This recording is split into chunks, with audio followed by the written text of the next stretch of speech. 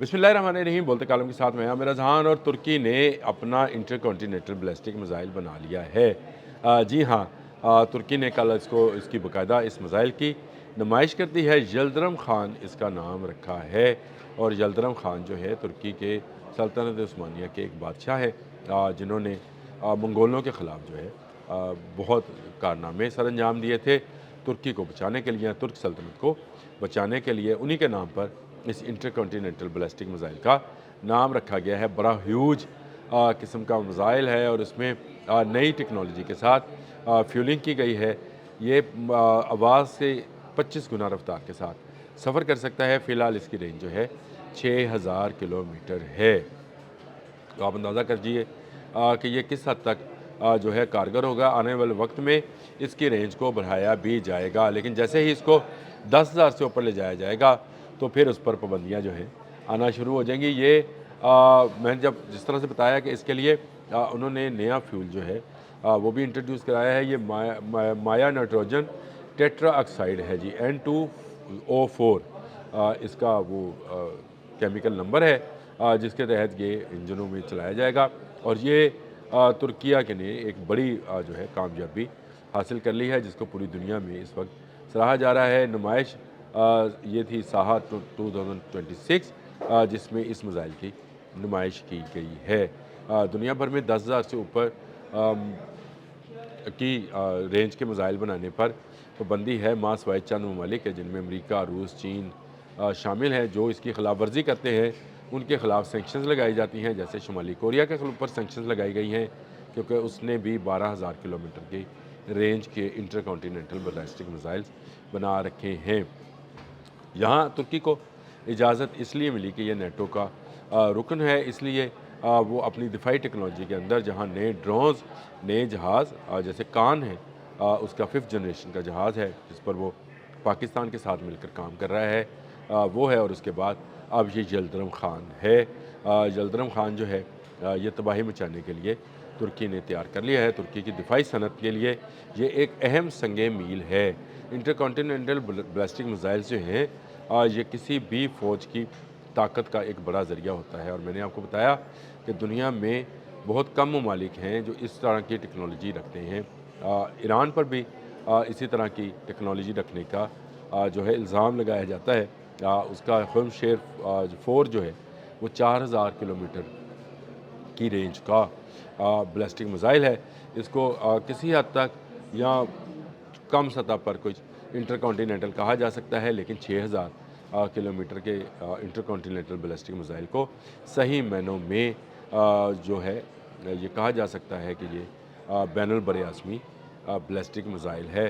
Mark 25 की इसकी speed है और इसमें जो है एटमी और जो रवायती दोनों किस्म के हथियार जो हैं ले जाने की सलाहियत है। तुर्की क्योंकि एटमी क़ुव्वत नहीं है, इसलिए फ़िलहाल उन्होंने रवायती हथियारों यानी रवायती वार हेड्स जो तबाही मचाते हैं, जिनकी जो है 1000 किलो से ऊपर की जो है वो मवाद होगा, उसको ले जाने के लिए ये मिसाइल इस्तेमाल किया जा सकता है।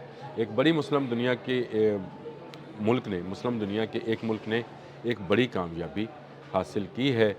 तमाम इस्लामी दुनिया का सर फ़ख्र से बुलंद होना चाहिए कि हम मुस्लिम दुनिया वाले इंटरकॉन्टिनेंटल बैलिस्टिक मिसाइल्स के प्रोग्राम में शामिल हो गए हैं। बड़ी शानदार तकरीब का इनकाद किया गया, एक बड़ी नुमाइश, दिफाई नुमाइश, जिसमें तुर्की में बना साजो सामान जो है उसको रखा गया था। दिफाई नवीयत का, जिसमें बंदूकें, मिसाइल्स, ड्रोन्स, मैंने पहले भी बताया, उनकी नुमाइश की गई थी।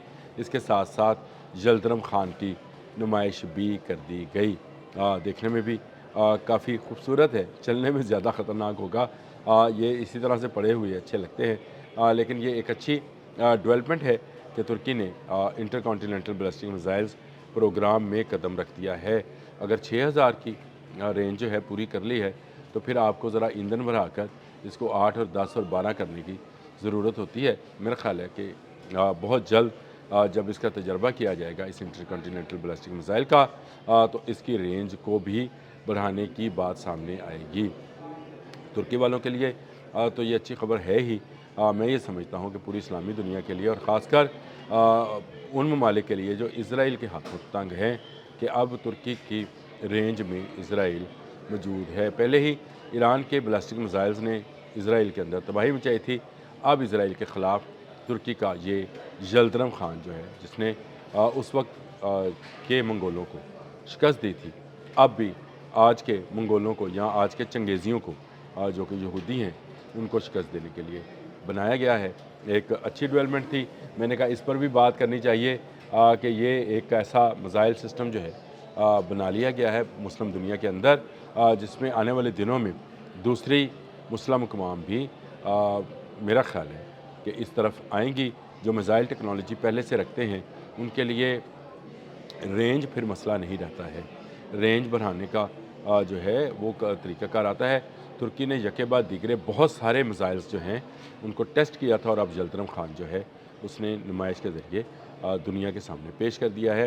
ये एक दिफाई नौइयत का हथियार है जो उसी सूरत में इस्तेमाल किया जाएगा जब तुर्की पर हमला किया जाएगा।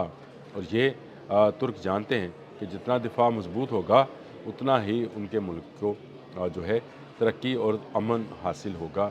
इसीलिए वो आने वाले दिन के साथ कभी अपना ड्रोन और कभी अपना जहाज़ जो है वो दुनिया के सामने पेश कर रहे हैं। ये एक अच्छी टेक्नोलॉजी है जो हासिल कर ली गई है और मेरा ख़्याल है कि तुर्क अगर कोशिश करेंगे तो इससे आगे की टेक्नोलॉजी जो है यानी 8 और 10 और 12 हज़ार किलोमीटर की जो हद है उसको भी हासिल करने में कामयाब हो जाएंगे। शायद पाबंदियों से डरते और नेटो का रुकन होते हुए वो ये ना हासिल कर सकें, लेकिन अब तक जो उसने कारखाने नुमाया सर अंजाम दिए हैं उसमें 5th जनरेशन के जहाज़ से भी आगे की ये टेक्नोलॉजी है। क्योंकि मैं ये समझता हूँ कि अब जहाज़ों से ज़्यादा मिसाइल्स काम करते हैं। ईरान इसराइल वार के अंदर भी आपने देख लिया, ईरान का कोई जहाज़ जो है इसराइल तक नहीं गया।